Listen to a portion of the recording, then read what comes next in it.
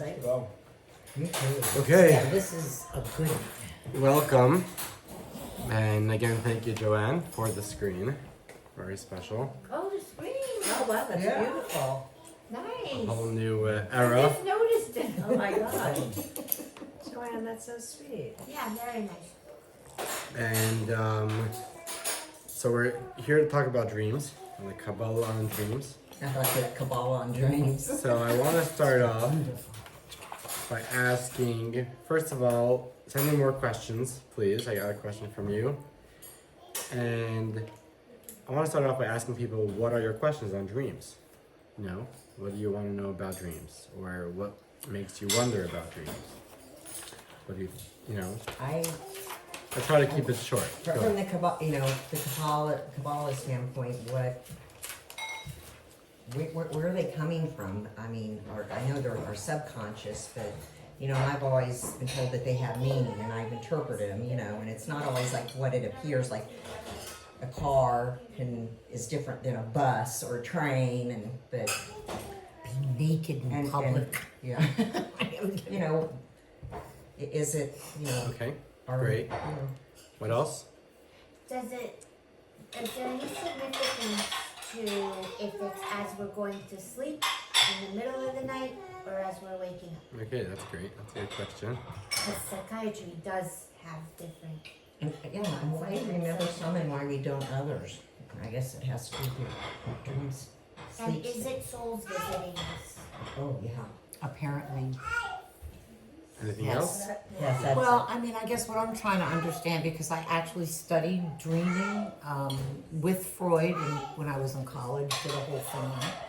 And I come back with, are they, and then I listen to what you say here, when we talked about the difference of in our dreams, the Halim and the Cologne, okay. And then my big question here is that where you had said the demon soul is created by our thoughts, and then so hence our thoughts are dreams. But what's interesting is I am reading this woman about the soul because I am very interested in the soul being my situation. And I used to always think that sometimes dreams are our thoughts that could be our wishes. Like when my sister-in-law died, she died unexpectedly at the age of 49.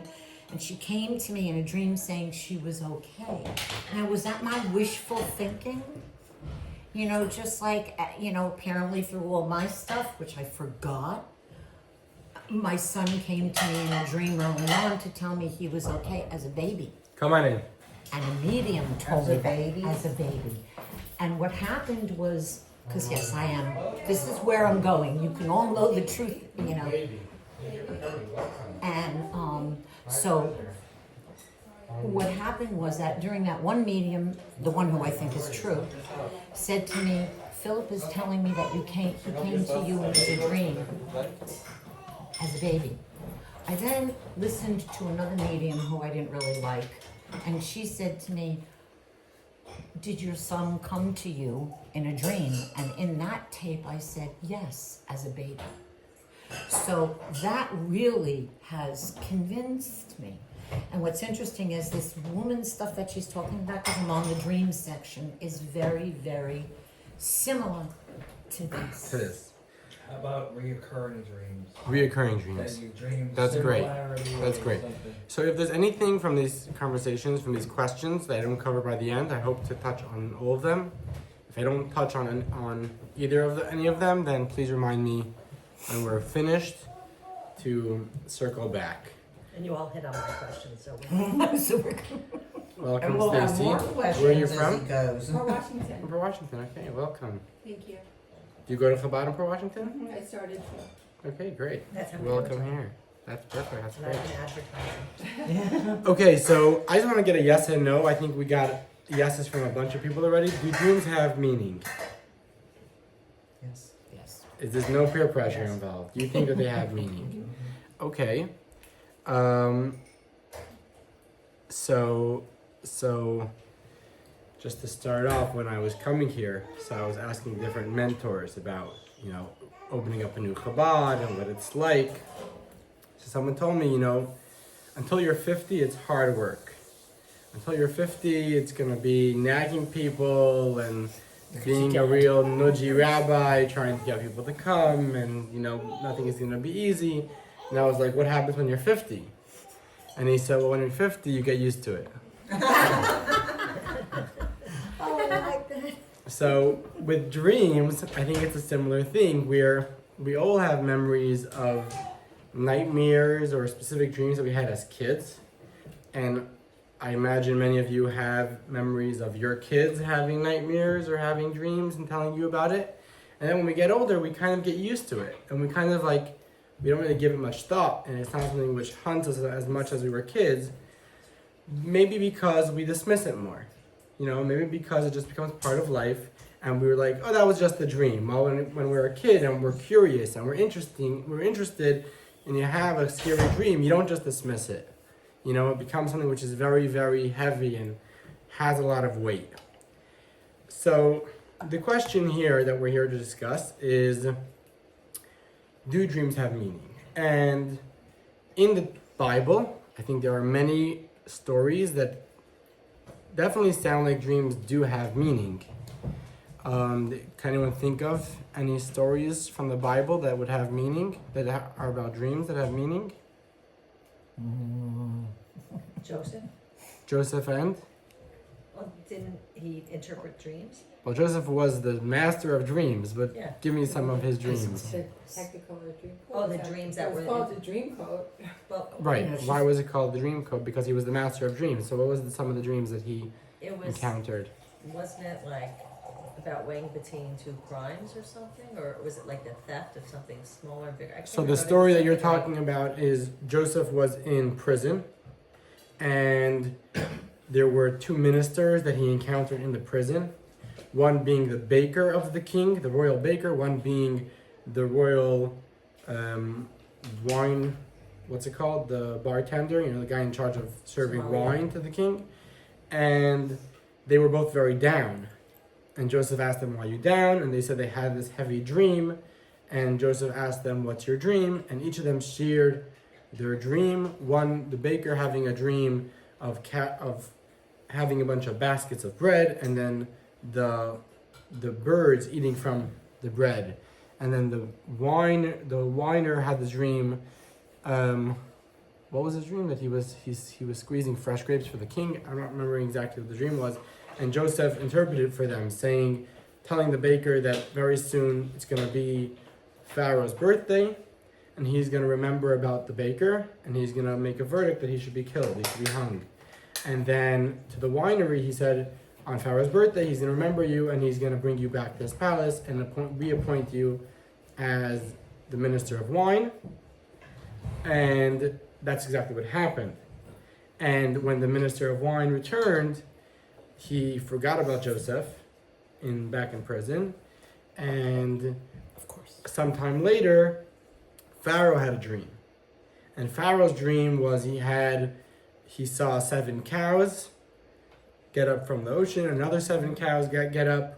There were 7 fat cows, 7 skinny cows, and the 7 fat cows ate the 7 swallowed the 7 the 7 skinny cows swallowed the 7 fat cows, and they didn't get any bigger. They remained skinny. And then he had another dream of shriveled crops that were being eaten that were eating healthy crops. And he was very disturbed by these dreams, and he asked all his ministers, and everyone gave him random things. You're gonna have 7 daughters, and they're gonna die. You're gonna have this, and you're gonna have that. And he wasn't happy with any of the interpretations until the wine minister said, there's this guy in prison which is really good at interpreting dreams. So he brought Joseph out, and Joseph told him, you're gonna have 7 years of plenty, and then you're gonna have 7 years of famine, and the famine is gonna be so bad that you're not gonna even remember those 7 years of plenty. So therefore, you should stock up during the plentiful years, and you'll be able to survive during the famine years. And that's exactly what he did, and he made Joseph the viceroy, and then Joseph's family came down, and the rest is history. These are a few of the dreams that Joseph encountered. I'm confused. Is Joseph the baker? What No, happened no, to no. the baker? The baker was killed. He was killed. Right. That's right. Okay. Sorry. Those are some of the dreams that Joseph encountered. the other famous dreams of Joseph, the reason why he landed in Egypt in the first place is because his brothers were very jealous of him. His brothers were jealous of him is because he was telling them how he was having dreams of all of the brothers being stars and dad and mom being the sun and the moon, and they were all bowing to him, being Joseph. And then he had another dream where they're all collecting crops, and they all bundled their bundle of crop, and they put it down, and then all the crops got up and bowed to his crop. And, you know, basically saying that I'm going to master over you one day, and they were like, that doesn't sound okay, and they sold him into slavery, and that's exactly what happened. He became the viceroy. There was famine all over the common world. His brothers came down to get food, not knowing that this is Joseph, and they bowed to him, as the dream predicted. Did he share the dream before it happened? Like, did he talk about the dream? Yes, that's why they were upset at him. Yeah. That's why they were jealous of him. He also Because of the self-fulfilling prophecy. he also his father, thinking that the dream is true, but not wanting the brothers to be jealous, laughed at him when he said over this dream, saying, your mother is dead, so it can't be that the dream is true because you have the moon there, which is supposed to be your mother, but your mother is not alive, which we might get to later on in this class. So Joseph is a very good example of a dreamer that has so many dreams, and they all seem to have meaning. We also have the dream of Jacob with the ladder, right? We're aware of this. Jacob is traveling, running away from home, running away from his brother, and he goes to sleep on Mount Moriah, and he dreams of a ladder with angels going up and down. God's protecting him. That's a very famous dream, a very famous imagery.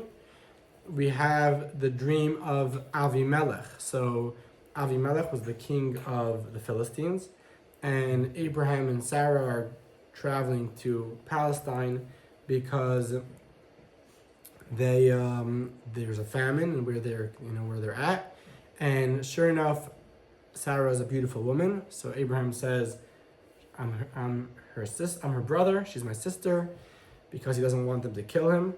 And Avimelech takes Sarah as his wife, or not as a wife. He wants to seduce her. And that night, he has a dream, and the dream, an angel comes to him and says, if you touch that woman, I'm going to kill you. And he gets up and says, this couple is holy and special, and they gave them gifts and they sent them on their merry way. And he made a bond with Abraham that they're never going to fight, which ended up getting into trouble later. You also have the story of Laban. Laban is the father-in-law of Jacob, right? He's the father of Rachel and Leah. And at one point, Jacob makes a deal with Laban. He says, I want to be on my way. I want to leave your town. I want to go back to my parents, but I don't have any money. So let's make a deal that a certain amount of sheep are going to be mine. Certain sheep are going to be yours, because he was in charge of the livestock. And Laban made the most ridiculous deal of what sheep are going to belong to Jacob. Basically, the way it worked was, I don't remember all the details, but it was pretty complicated, where he divided any sheep that had any sort of color, any sheep that had dots or lines, and Jacob only had the sheep that were just white. And genetically, it would be impossible for their offspring to have color, to have lines. And the deal was, any sheep from them that have lines is going to go to Jacob. And Jacob has a dream.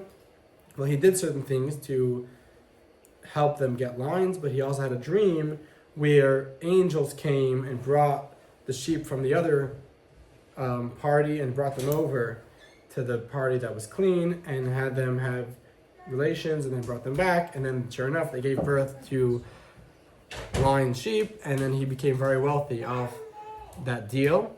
Sure enough, Jacob gets up one day and, without telling his father-in-law, leaves with his 2 daughters and the whole family. And Laban goes running after Jacob, and he is a few hours away from Jacob's camp. and he goes to sleep for the night. And at the night, God comes to him in a dream, so that the Bible says, and he says, do not put your sword on Jacob, because then I will kill you. And sure enough, he comes and he says, I was going to kill you, but God warned me not to kill you. So we got all these dreams, very, very interesting dreams. We also have stories of Bilam. Have we heard of Bilam? So Bilam is a non-Jewish prophet, which is going to curse the Jewish people. He was a very spiritual person, very connected to God in certain ways. And he would talk to God in his dreams.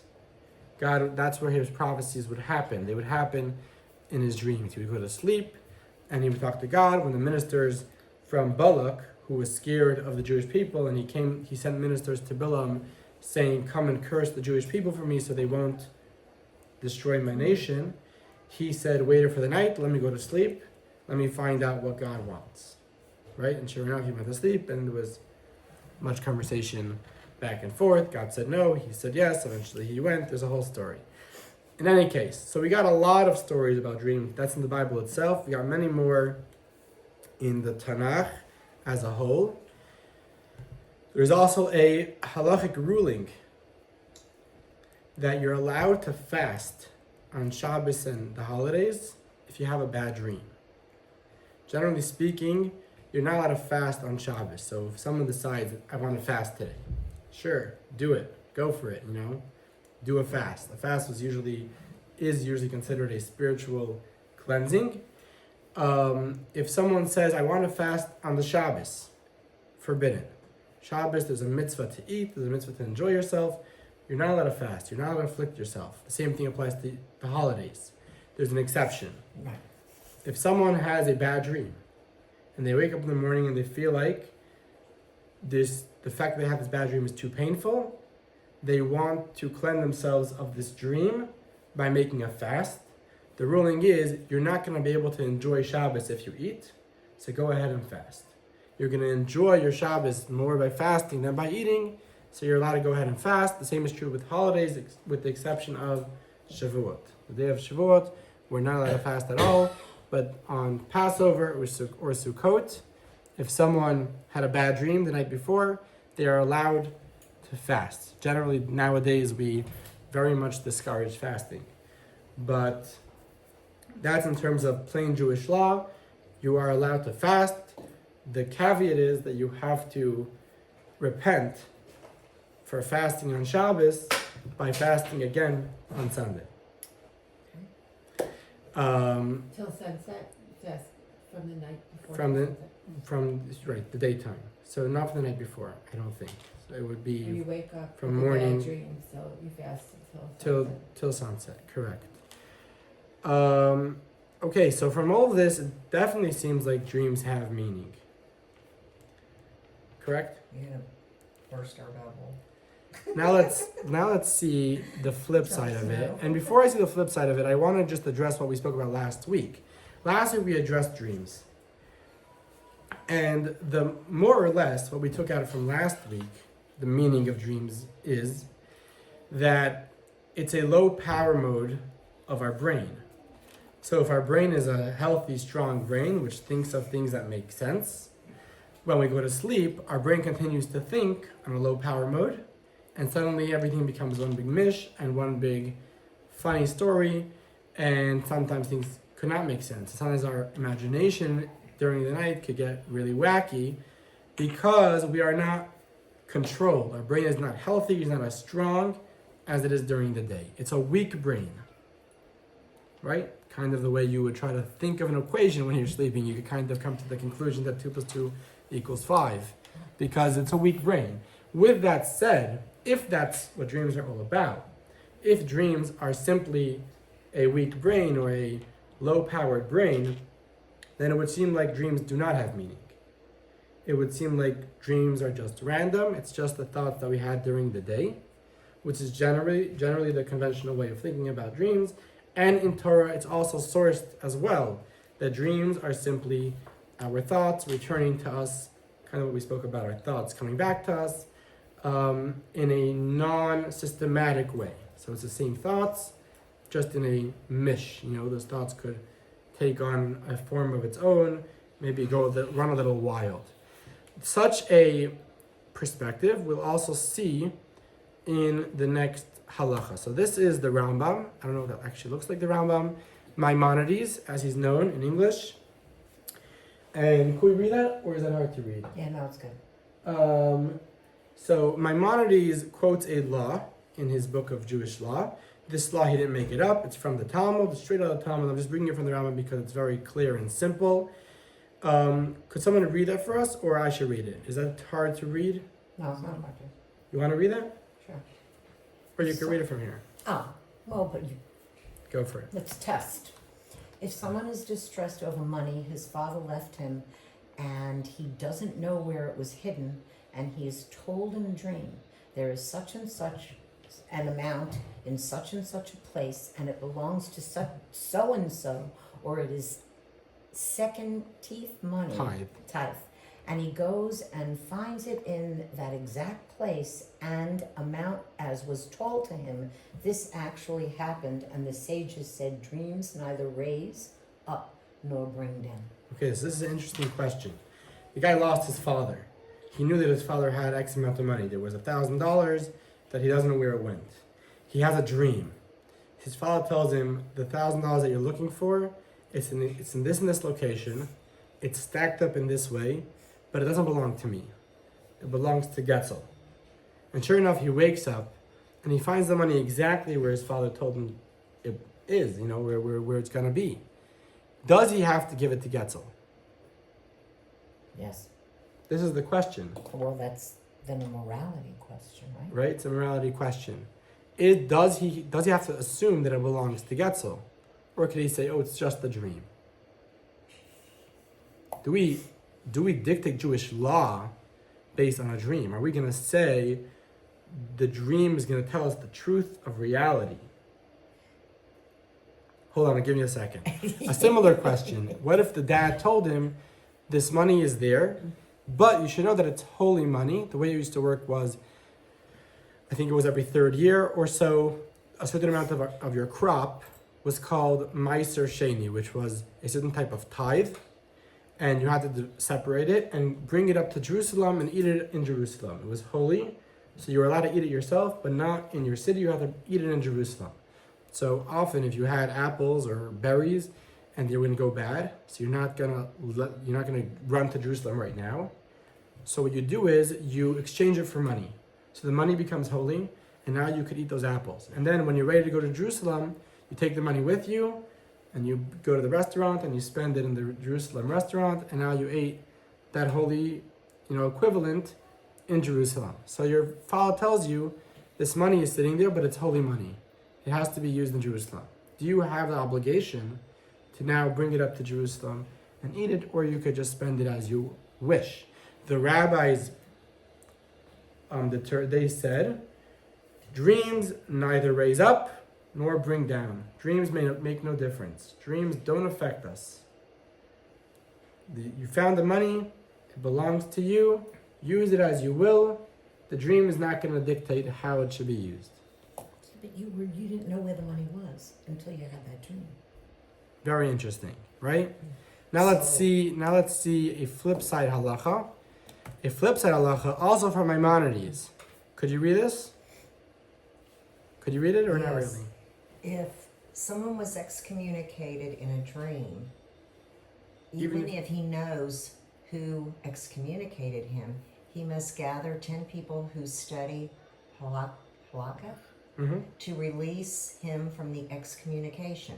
If he still does not find them, 10 who study Mishnah may release him. If he cannot find even that, then 10 who know how to read the Torah may release him. If even those cannot be found, then even 10 who are not literate may release him. If he cannot find 10 people in his location, then even 3 may release him. Okay, so here we have a flip side halacha where it seems like we're taking dreams seriously. He had a dream, he was excommunicated in his dream. Excommunication was something that happened back in the day where people would come and say someone did something wrong, we're excommunicating them, they're not allowed to be within 6 feet of other people.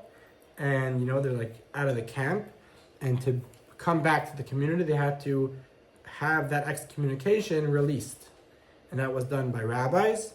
Like you see, there's a whole list of how to go about that. This guy was excommunicated in a dream. Says the Rambam, go ahead and get that excommunication released. Go to a rabbi, go to your local Beit Din, and get that released. So we seem to be taking dreams seriously.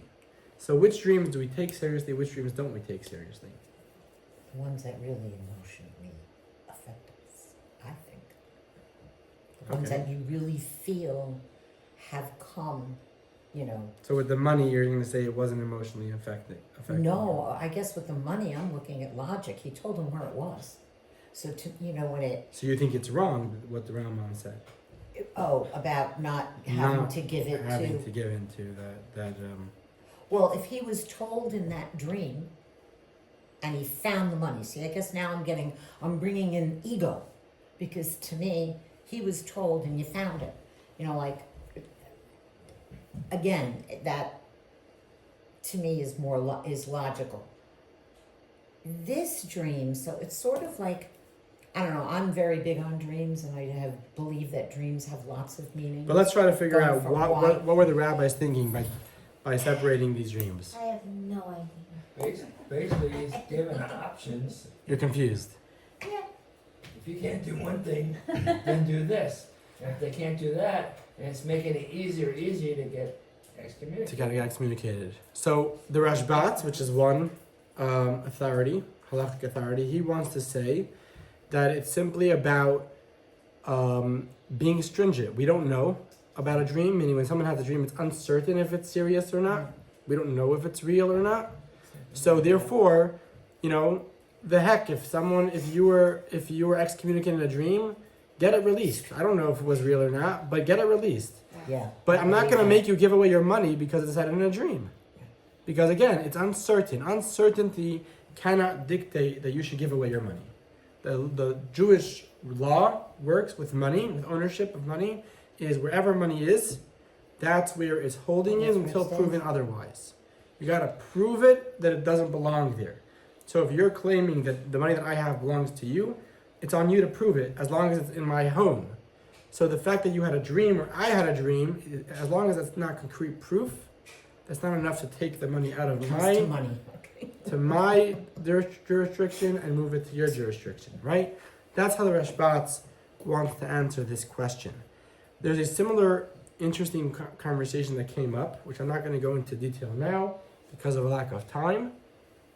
There was a story of a boat that sunk, and there were a bunch of guys in the boat which left their wives at home. And these women did not know if their husbands survived or did not survive. In Torah law, that becomes a real issue when there was no get. So the husband didn't give a get. The wife is alone at home. She wants to get remarried, but she doesn't know for certainty that her husband has passed. There are in certain aspects, this law of aguna, what it's called, as it's called, the concept of a woman that's stuck, you know, because she can't get a get. In certain ways, it's more lenient. Aguna. A get is a divorce. Halachic divorce. So in certain ways, a aguna is more lenient than any other law. In certain ways, it's more stringent than any other law. Because the effects that an aguna could have could be very serious. You know, if she gets remarried and then her husband shows up again, she's in a real... What's an aguna? Aguna is someone that doesn't have a get. She didn't get a halachic Oh, okay. divorce, Okay. but she doesn't know if her husband's alive or not. Right. So she's kind of stuck in the middle. So there became a question where one of these women had a dream, and in the dream she was told your husband died, and there was a lot of ink spilled on this issue, and some rabbis told her you could go ahead and get married because of that dream, and other rabbis believing her dream, right? And other rabbis said absolutely not. We don't trust the dream for such a serious thing. Again, showing you how dreams could kind of go either way. And it seems like sometimes we take them seriously, sometimes we don't take them seriously. We definitely think that they could have meaning, but not necessarily. Well, Right? So let us read. Remember them accurately also, because I find sometimes, I don't know, I mean, I don't always remember the detail depending on how Correct. far away I am Correct. from sleep. So you might think you had this very specific dream, but maybe it was a little different. Correct. When time passes. That's the thought. Yeah, another good point. You gotta see if it could be possibly reality or not. I mean, I have dreams that I can float and be 20 feet in the air. Those are the and- best dreams, by the way. What? Aren't those the best dreams, Yes, like the so- flying dreams? So here we have the Abarbanel. The Abarbanel was a rabbi that lived around the time of the Arizal or Rabbi Yosef Cairo during the time of the Spanish expulsion. And he wrote as follows: dreams that arise from physical causes such as the digestion of food, which produces vapors, or due to a bodily imbalance or poor health. These dreams are nonsense and have no substance. However, there are other dreams which are not connected to physical causes at all. Rather, they are a form of instruction and message from heaven. Still, it is known and proven through reason that the majority of dreams are brought about by physical causes.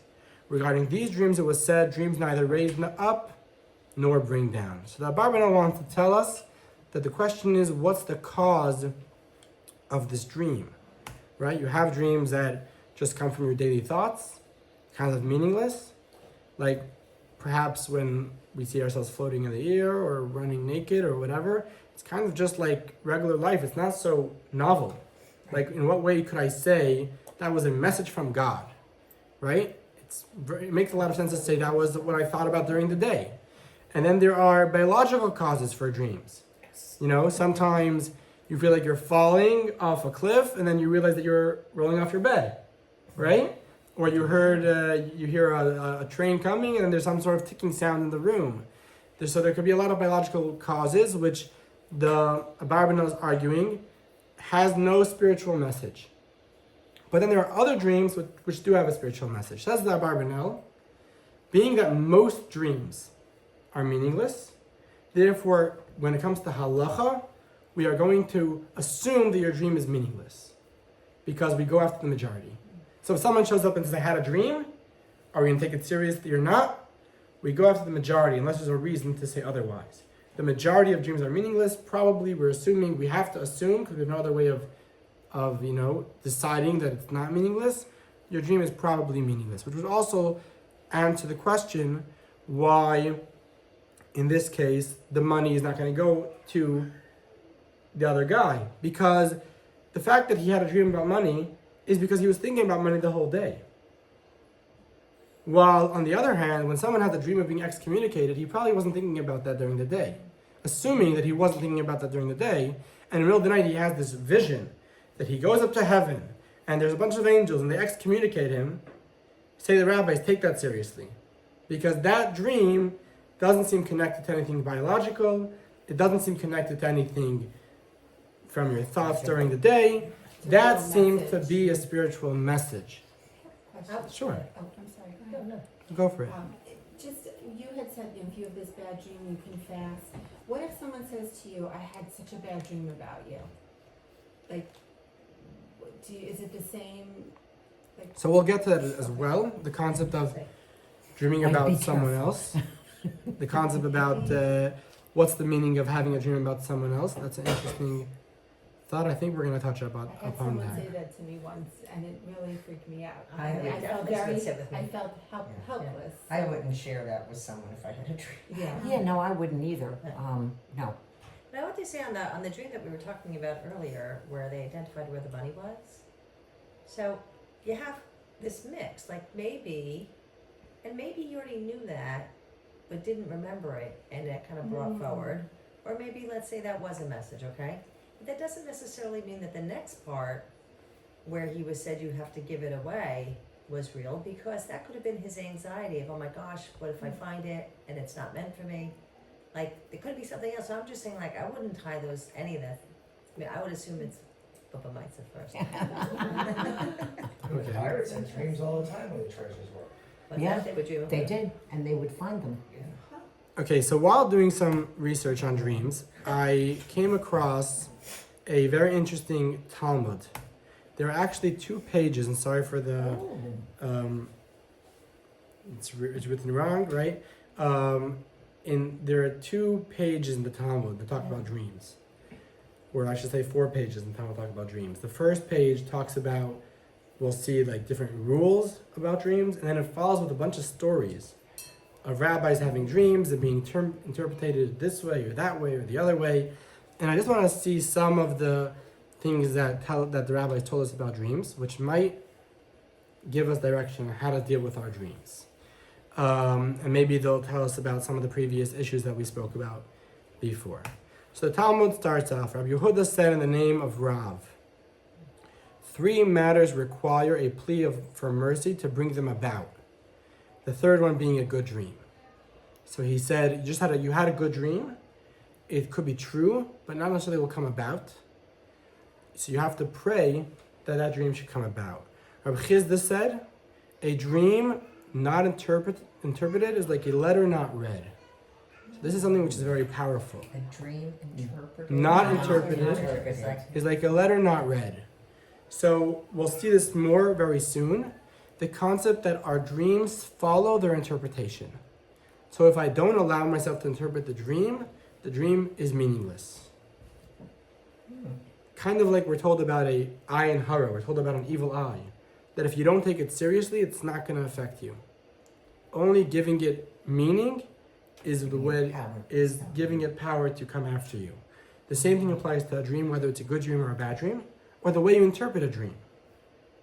Right? So the Gemara says a story about Rava, that he had a dream of a wall falling, and the interpreter, which doesn't sound like a good thing, and the interpreter interpreted it to mean that your wealth will become boundless, and the walls will fall. And that's exactly what happened. So the way we interpret our dreams is going to be the meaning of the dream. It follows the interpretation. A dream not interpreted is like a letter not read. Who's doing the interpreting? We'll get that in a second as well. Right? So the Talmud also writes, like I just mentioned, all dreams follow the mouth of the interpreter. Rava said, this is only where it is interpreted for him akin to the dream, where the interpretation is relevant to the dream. As it is stated, each man according to his dream, he did interpret. That's a verse about Joseph. So in the case where Pharaoh had his dream and the interpreters were telling him, you're going to have 7 daughters and they're going to die, those interpretations were not accurate because they were not akin to the dream. They did not follow up to the dream for whatever reason. Joseph's interpretation was akin to the dream. That's why it was able to be a valid interpretation for the dream. However, there could be other interpretations which are also valid, as we'll see in a second. So an interpretation is something which is kind of open-ended. As long as you don't interpret it, it's like a letter not read. It follows the mouth of the interpreter. However, the interpreter has to be an interpreter. He has to be someone that understands dreams, which maybe we'll talk near the end of the class. We'll get a little bit more to the Kabbalah of why it's like that and how it works and why that's the case. Another interesting statement from the Talmud. A dream is 1/60th of a prophecy. That It's one like the death. came in before. Where was that one? Sleep It was is death. Sleep is like 1/60th Of death. of death. Of death. Sleep is 1/60th of death. A dream is 1/60th of a prophecy. We have a number of other 1/60ths, which maybe we'll get to in other classes. So the Talmud says a dream is 1/60th of a prophecy. I mentioned before that any non-Jewish prophets would prophesy during their sleep when they dreamed. Now say that again. Any prophets that were not Jewish prophesied, they heard the voice of God in their sleep. Also Jewish prophets, not necessarily were they sleeping, but they were definitely in a state of mind of sleep, which maybe we'll talk about a little bit more later on. They would kind of lose their presence, their consciousness, and they would go into a state of subconscious. They would go into a state of what's called mishuga, craziness. They would sometimes roll on the floor. They would sometimes be dancing. They would sometimes be taking their clothes off. They went into a state of a little bit hallucinating, and that's when they would experience a prophecy.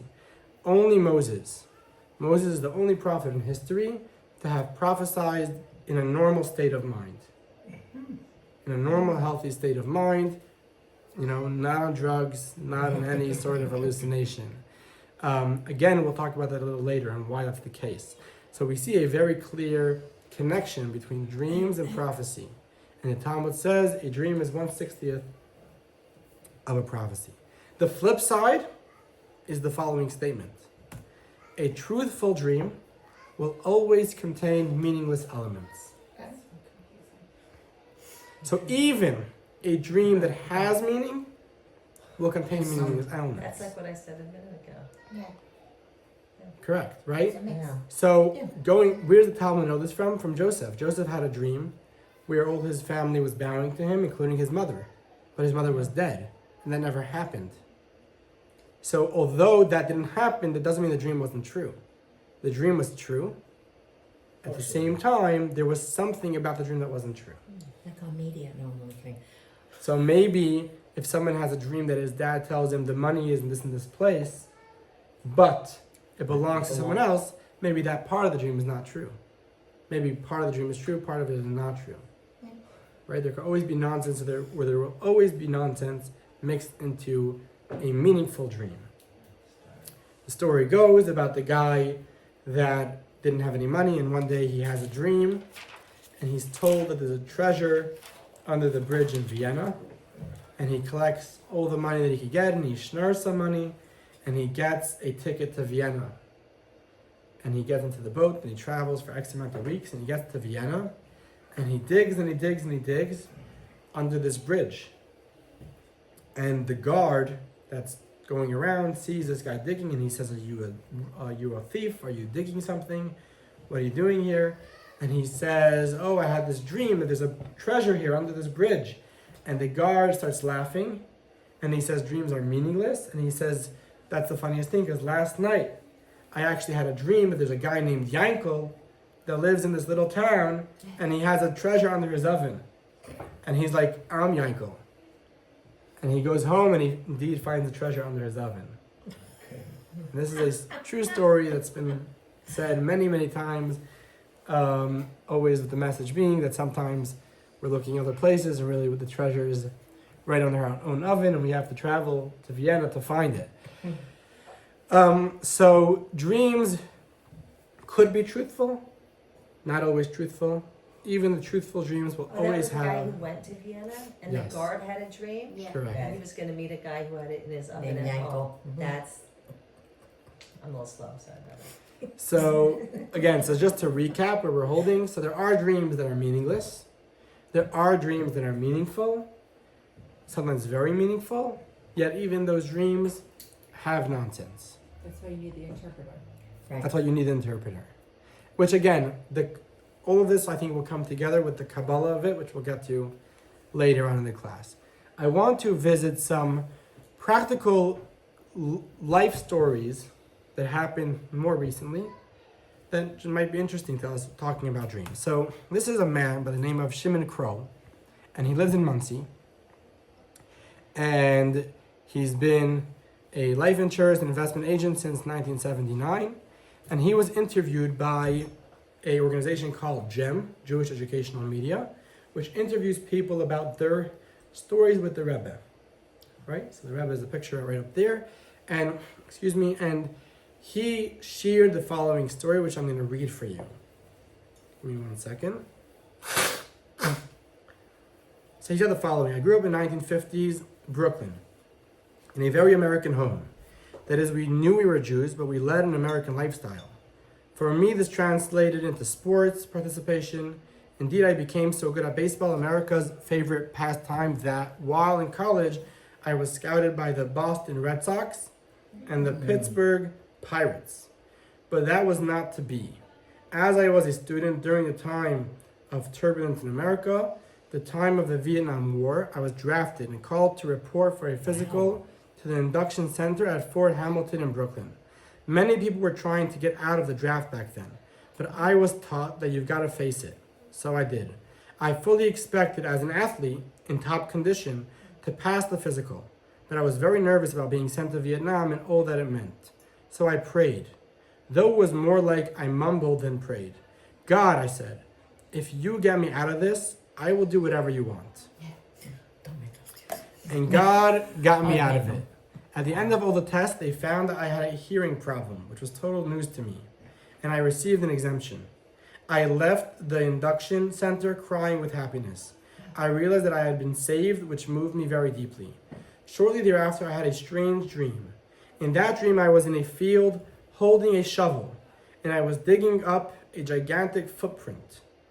In that field, there were other people, some of them I knew, who were doing the same thing, also digging up their footprints. At some point in the dream, I saw an open book which read, King Solomon had deep faith. And then I looked up into the sky and heard a voice from on high saying, there is going to be a resurrection of the dead. And I turned to see millions of graves when I woke up. I didn't see millions of graves. When I woke up, I was very moved by this dream, but I didn't know what it meant. This happened at the beginning of my journey towards Torah observance.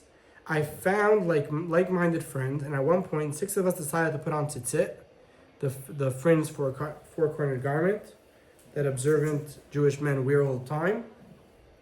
We looked in the yellow pages, found a shop, Hecht's bookstore on Coney Island Avenue that sold tzitzit. This is how I came to know the owner of that shop, Shalom Hecht. When I told him that I wanted to learn in yeshiva, he referred me to his brother, Rabbi J.J. Hecht, an important personage in Chabad Lubavitch, who in turn referred me to Rabbi Yisrael Jacobson, the founder of Adara Torah Yeshiva. Rabbi Jacobson accepted me into his yeshiva, where I went on to learn, and where in 1971 I also met the Lubavitcher Rebbe. So here he goes into his meeting with the Rebbe. This occurred on the occasion of my birthday, in a private audience when I also decided to relate my strange dream to him and ask for his interpretation. I remember that when I faced the Rebbe, I was trembling, my heart was beating fast, and my whole body was shaking. But the Rebbe made me feel at ease, as he presented me with a lengthy interpretation of my dream. I paraphrase what he said to me to the best of my recollection, which I wrote down immediately following the audience. He began by saying, the Talmud in Tractate Brachot, which is what I read to you before, discusses the truth hidden within dreams. In your dream, the field represents your life. And in that field is a treasure that you are looking for. In order for a field to produce the proper fruits and vegetables, it needs to be cultivated. You need to cultivate yourself in order to produce good character traits. Remember that your soul comes from on high into a body, but that body wants to follow after the temptations of this world. Don't go after the temptations of this world. Then the Rebbe paused, looked at me, and asked, do you understand? I nodded that I did, and he continued. The voice you heard was a voice from on high calling your soul back from the dead. After this, the Rebbe may have said something that I don't recall, but this is his experience with his dream and the Rebbe's approach, not dismissing it, but kind of saying there's truth to it, and this is the truth to it. I want to play for you 2 videos, which are also stories that the Rebbe addressed dreams.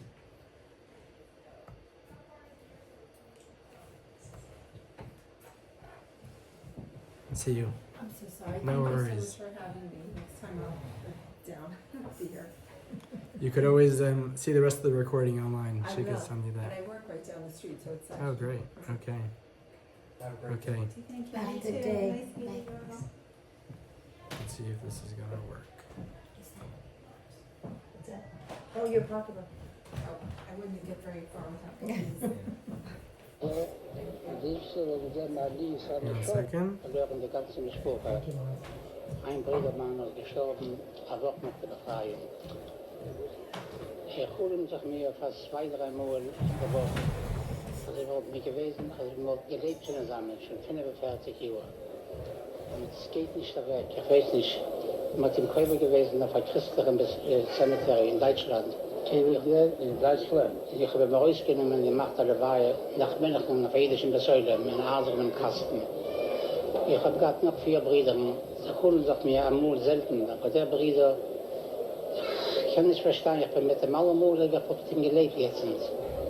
Man hat die so Kaddisch noch hält, die Ich habe diese Kaddisch noch hält, Jahrzeit, ja. Ich habe nicht Kadate. Ich mache Jahrzeit noch die ganze Mischpoche, als ich am Kippe. Ich kann nicht bleiben, dazu, was zu viel passt. Dazu, was zu viel passt. soll ich machen das? Ja, ist sich mehr für seine Terror. Ja, Ein Lehrer konnte doch nicht an Schei sein, wer sie gewählt.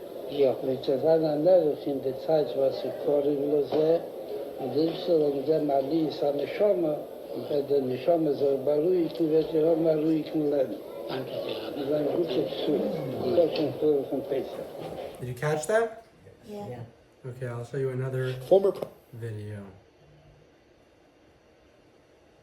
And again, it's giving me issues. Let's reload it. It's a beautiful screen. Thank you, You did Julia. good. Born in the Soviet Union, Rabbi Muttel Hain is now a communal activist living in the Crown Heights section of Brooklyn. In the late 1950s, he was a student at the Tomchei Temimim Yeshiva in Lud, Israel. Der Seide ist gewesen in Eretz Yisrael. Und die Baba ist gewesen noch in Russland mit der Mama. Topshin Yud Zayin. Und er hat dann arbeiten mit, durch Shazaren, dann arbeiten, der Seide hat sehr stark gearbeitet in dem, bis sie ist angekommen in Eretz Yisrael, die Baba Topshin Yud Zayin noch Milchamet Sinai. Sie haben gelebt in Tel Aviv, ich habe gelernt in Yeshiva in Lud, und sie haben gelebt in Tel Aviv. Das ist Hassan Beck.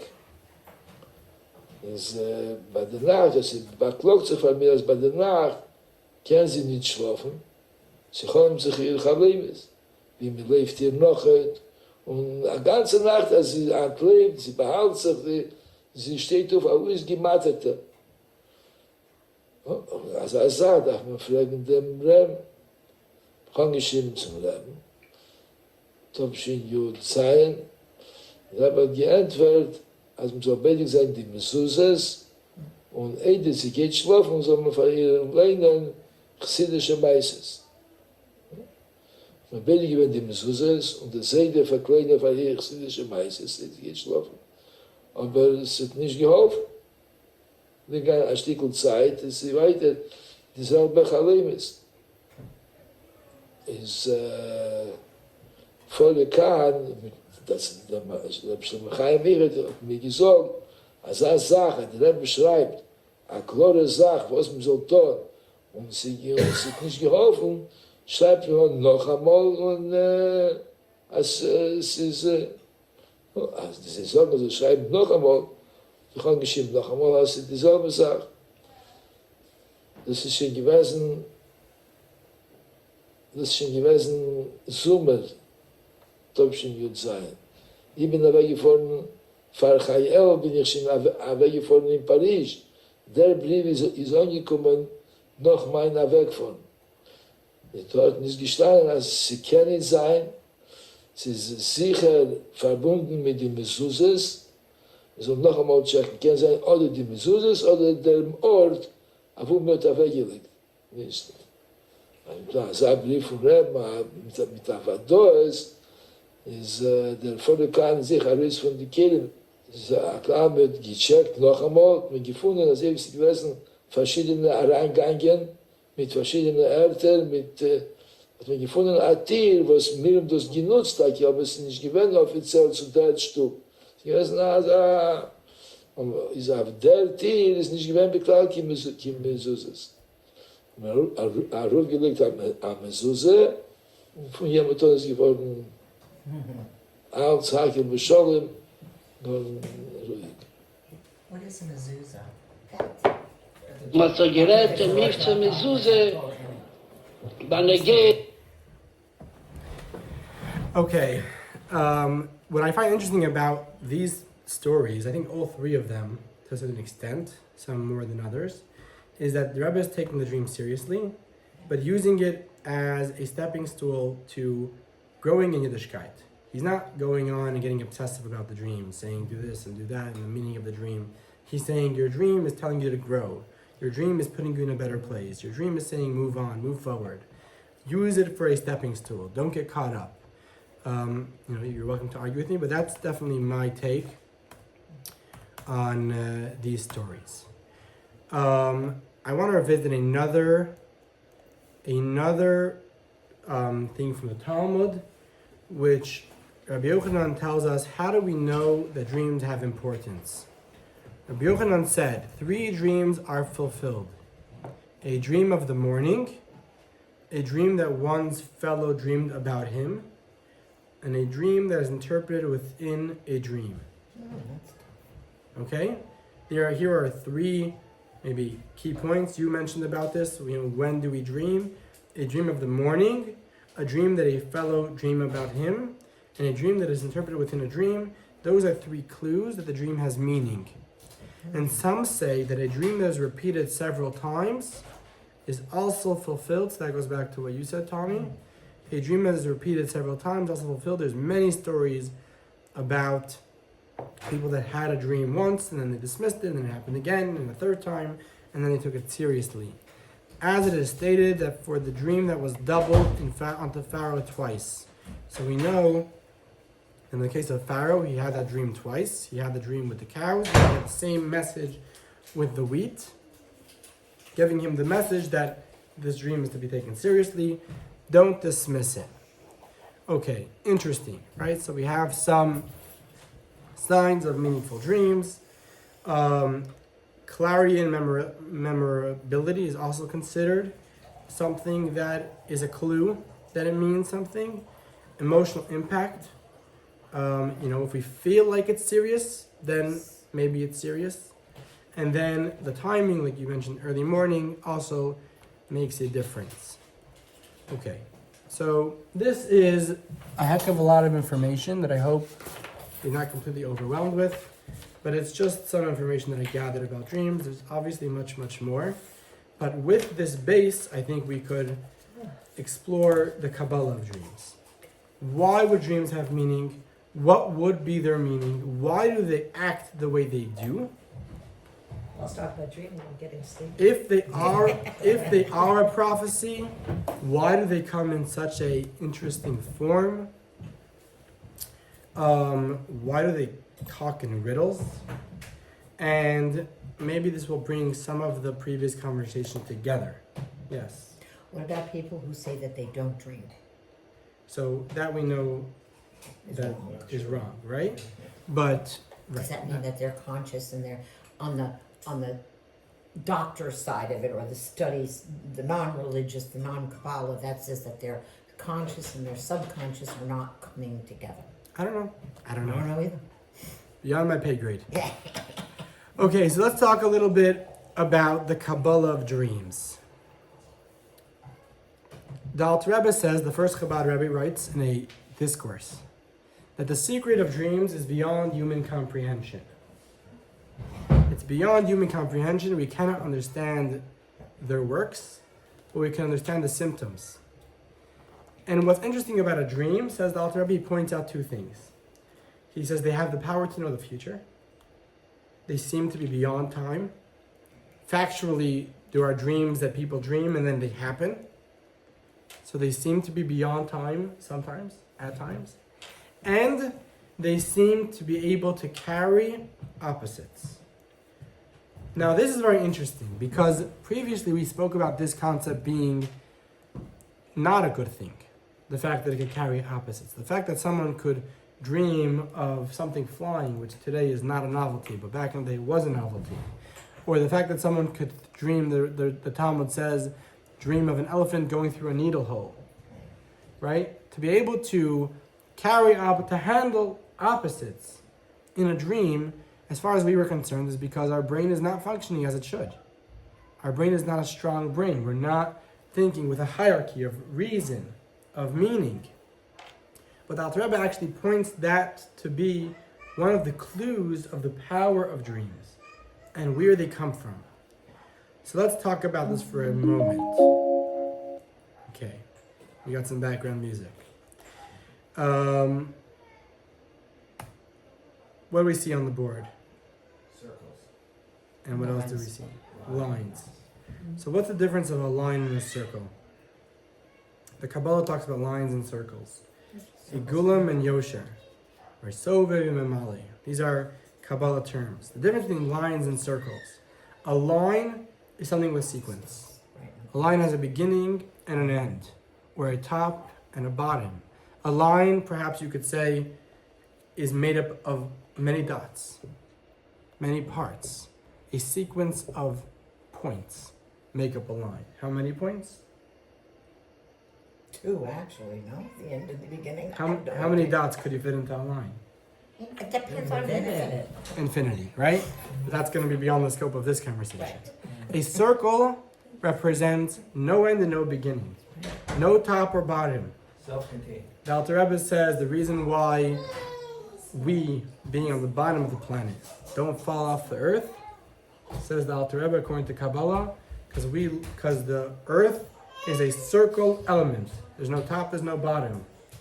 The bottom would be the center of the earth, which is why we all fall towards the earth, not away from the earth, because it's a circle element. It's not a line element, which has a top and a bottom, or a beginning and end. It's a circle element. A circle represents infinity. A circle represents that there's no beginning and end. You just turn it again and again, like a basketball player rolling a ball. There's no top of the ball or the bottom of the ball. The ball is just a round ball. This represents consciousness and subconsciousness. This represents being present or not being present. In life, presence constitutes of intellect, emotions, action. There's a beginning and there's an end. There's a top and there's a bottom. Life is contained. Life makes sense. Godliness, or godliness beyond containment, is the concept of a circle. The concept of God beyond creation. The Kabbalah says, before God created the world, there was a big circle of light. You now know what circle of light means. There was a circle of light in which a world could not be contained. God removed the circle, and then he created a line of light, a beam of light. And through that beam, he went ahead to create a world, creating all the steps of existence. Time, space, all exist within lines, within sequence. I'm the neighbor of you, you're the neighbor of me. Things make sense, things line up. There's a sequence to it. When we stand, when we're awake, we're in a present state. We're in a state of a line. We're in a state where our body, or hopefully our mind, dictates our emotions, which dictate our body. We're standing straight, like we spoke about last week. Our head's on top of our heart, which is on top of our feet. When we're sleeping, we're equal. Our brain and our feet are in equal position. There's no hierarchy. We enter a state of igulim. We enter a state of a circle. We're able to connect or to relate to things that are beyond the human comprehension, beyond the human consciousness. Of course, dreams could be meaningless, but since dreams could be meaningless, dreams could have infinite meaning. I'll repeat that again. Try to listen to what I'm saying. In life, something has meaning, it has meaning, like a line. It is what it is. A dream, because it is meaningless, it could have infinite meaning. Because it's an empty vessel without any hierarchy, without any guardrails. It therefore has the potential to carry infinity. Which is why a prophecy was generally given in a dream. Because a prophecy is something which is beyond us. A prophecy is beyond human comprehension. Only Moses is able to handle God. But your average person cannot handle a revelation of God. And therefore, if God were to reveal himself to them, he would reveal himself in a state of dreaming, in a state where they are not present, and that vacancy allows for God to exist. That confusion allows for something which is beyond intellectually normal to be present. So it's a puzzle, the dream. What is real and what's not real. It's a puzzle. And how do you find out? Okay, so what we're is getting, real? that's the next step. The next step is, therefore, a dream will always present itself in a riddle. A prophecy, other than Moses, always presented itself in a riddle. Some prophets, says the Maimonides, told us the interpretation of their dream. Some told us their dream. But whatever it was, they never experienced the prophecy. They always experienced the riddle for the prophecy. I have a great uncle, my wife's great uncle, that was a Kabbalist, pretty holy man. This is going back maybe maybe like 60, 70 years ago. And he had a cousin that lived in Israel. They both lived in Israel. He was the rabbi of Tel Aviv. And he had a cousin that experienced a near-death experience where he was walking up the steps to his house and in Mea Shearim, and someone shot at him. And it missed him by a millimeter. And shortly thereafter, his cousin, which is Reb Usher, which is my wife's great uncle, called him up and said, "What happened to you?"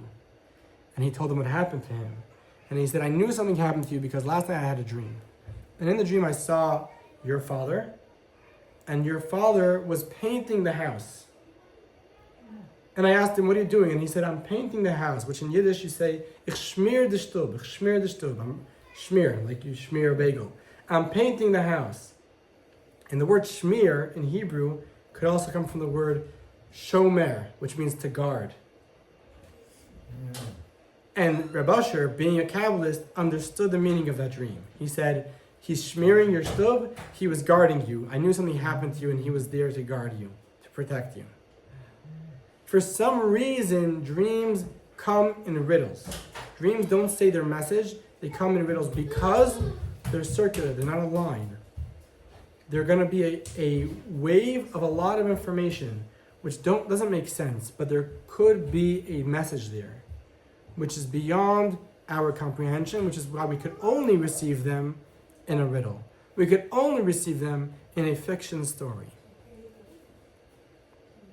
So if you, during the day, think in all kinds of different things, now when you're resting at night, your mind at a lower state could be looking at those things and turning them into something.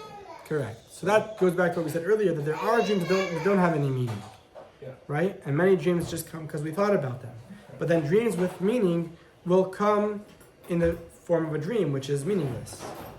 A dream is an imagination, right?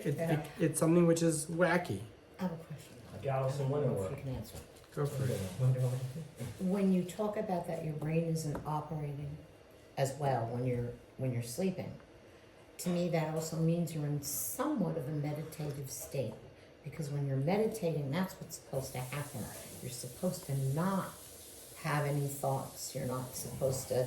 So are they similar? Are they has it ever been addressed? Because I don't know. Probably. But I don't know. Makes sense. I'll mention one more thing, which is back to what you said, is that, when we think a whole day, we get tired. Our brain gets tired. And then we go to sleep and we feel awake, but we didn't stop thinking when we were sleeping. Sometimes we seem to have been thinking even more when we were sleeping. Yeah, and that keeps you up. You're not sleeping. Right?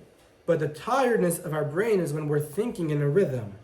We're thinking on a straight line. But when we're not thinking in a straight, when we're thinking in a sleep state, it's a circular state, that doesn't tire us. Because wackiness is the source for godliness. Sometimes, we'll get to that in a minute, but sometimes Wackiness is a source of godliness. not a source, but a space for godliness. Sometimes the Talmud says that prophecy could be found in the words of children and in the words of idiots. Because sometimes people that don't really think before they speak end up saying the deepest things. Well, just like what did they say? Who tells the truth? A 5-year-old, a drunk in yoga pants. And what was it? And yoga pants. And yoga pants. 5-year'old, a drunk tell the is truth, just they the tell the idiot. truth. A drunk is an idiot. There you go, right? it'll get paid. Okay, do we have any questions on this before we continue? Does this make sense? Like when I dream a lot, I mean, I do, I wake up tired. I feel like I've been dreaming. And I don't know if I've been dreaming all night, but I don't He has a feel lot of rested. dreams. See, I think that's also when you're dreaming in, Sometimes when we remember our dreams, it's REM. because we haven't been sleeping properly. Right? You really think that? That's what they say. we remember. That because you we haven't- remember because we're not sleeping properly? Because we're not Not as deep enough. deep. We're not Deep deep enough, enough. yeah. You heard that before. And then you can No. wake up and go back to sleep and it continues. No, I haven't heard that one. Okay. I always think that's interesting that there are times I can go back to sleep and the dream will continue. Well, I It's wish always so for it wild to to me that it could do Well, that. I've woken up and he's talking, I'm like, no, I'm dreaming. And then if I wake up in a dream, I can feel tired the rest of the day. It's like I need to get, I can direct my behavior in a dream. okay, I can, Wow, that's yeah, powerful. I have lucid dreaming when you know you're dreaming. So I want to Yeah, end so off with a takeaway from this Sorry. class. In a dream. If that made sense. And then we could ask some of the That really messed me questions. up when I woke up Yes. in a dream and I still dream. Well, but first of all, I'm going to address some of the questions. So you spoke about, or someone spoke about the concept of having a vision of someone coming to you in a dream. Oh, yeah, I think Stacey Me. had asked, oh, you just said what? So generally, About someone. No, me. You mean about someone who's passed? right. Not someone alive? Someone that, Okay. Right. someone who's passed, Okay, yes. So generally, my understanding of that is that there's a difference between dreaming about someone versus them coming to you in a vision. And what's more common is dreaming about someone, having an imagination about someone, which could also be that they are sending that message. But it doesn't mean that they're actually visiting you. Them coming to visit you is a little bit of a different experience, which Yes. could also happen, Yes, but it's not the general understanding of what a dream usually right. is of a soul. But you know seeing the someone. difference. I mean, you know the difference. You would know the difference, you're saying. Yeah, if it I mean, happened. I knew the difference. And then what's funny is I forgot the one about my son, but then I had remembered it. But my sister-in-law, she literally came to me and she sat me down in this dream and said, I am okay. Wow, wow. Because the So that takes us back to the joke that we mentioned the other day of Yankel told Moshe, whoever passes should come in a dream and let them know what happened to them. right? And then Yankel came to Moshe and said, it's great here. The sun is always shining, green pastures. And he said, well, I can't wait to join you up in heaven. And who said anything about heaven? I'm a cow. Right. Montana. I'm in Montana. I was reincarnated as a cow But, in heaven. I want to bring back too that it could be wishful thinking because my sister-in-law died at very horrible circumstances, because she asphyxiated on her own vomit. Right. And basically, to me, it also meant that I wanted to hear that. Right, See, sometimes. So it's tricky. What are other questions that were asked? Timing. So the timing we addressed, that the morning could have more meaning. What are other questions that were addressed? I feel like there was something else that I Stacey didn't had said get to. something about, what if you have a dream about someone else? So that we also addressed Is seems to have more meaning More meaning. That's a lot, okay. for that other person. There was another question that you brought up besides for timing. We also brought up about jury. Is Right, it it's someone about the visiting demons. you? I said that was Right, my so other that was- question. If it That keeps you happening. And my, yeah, Right, he that said we if it spoke keeps about. happening. what about the demons?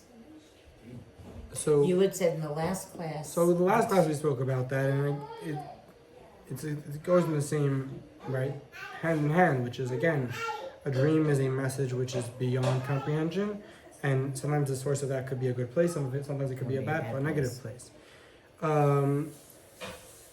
So before I go to the takeaway, just to clarify some of the things that we said, this is the reason why a dream will follow its interpretation. Or this is the reason why a dream could have various interpretations. Because a dream is coming from a place which is beyond meaning, beyond line. It's coming from an open space, which that open space could end up translating itself into a number of spaces. So it's a true power, but the power is not yet translated. The power is not necessarily limited to a specific message. And therefore, that blank sheet could end up translating in different ways. The Kabbalah talks about that sometimes what we pray for on Rosh Hashanah, we ask God for a good year, and then every day we continue to pray. And the question is why? If whatever was determined in Rosh Hashanah is going to happen, so why should I pray today if it was already determined in Rosh Hashanah? And one of the answers given is because on Rosh Hashanah, God determines how much blessing you're going to get. But He doesn't determine what way that blessing will materialize. Maybe it will be happiness, maybe it will be children, maybe it will be wealth, maybe it will be health, maybe it will be spirituality, maybe it will remain on high for our soul to enjoy. Who is to determine that blessing is going to come in the way that I want it to come? And that's why our daily prayers are supposed to draw down the blessing in the way that we ask, in the way that we are hoping for. With that said, we understand how the way blessing exists on high is beyond a limited form, the way it would exist in this world. And the same thing applies to a dream, where a dream is a circular experience. A dream is a very undefined experience. It could then be channeled into various interpretations. Sometimes the Talmud says there was a rabbi that had a dream. There were 24 different interpreters that gave 24 different interpretations, and they all happened. A dream follows the interpretation. A dream uninterpreted is like a letter unread. A dream could follow many interpretations. A dream is a circle which could then be conveyed into lines. What's the message? The lesson that I take from this is the following. So, I heard last week a class from Rabbi Y.Y. Jacobson, and he said a powerful line, which really connected to me.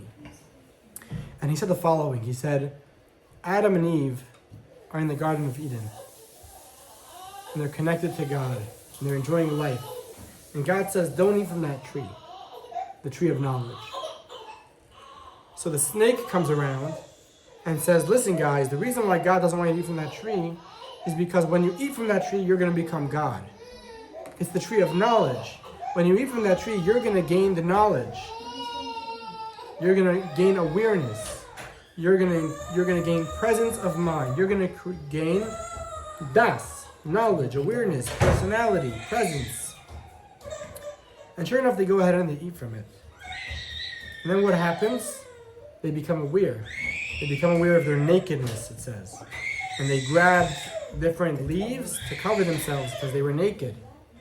And God comes to the garden and He says, Ayeko, where are you? Adam and Eve, where are you?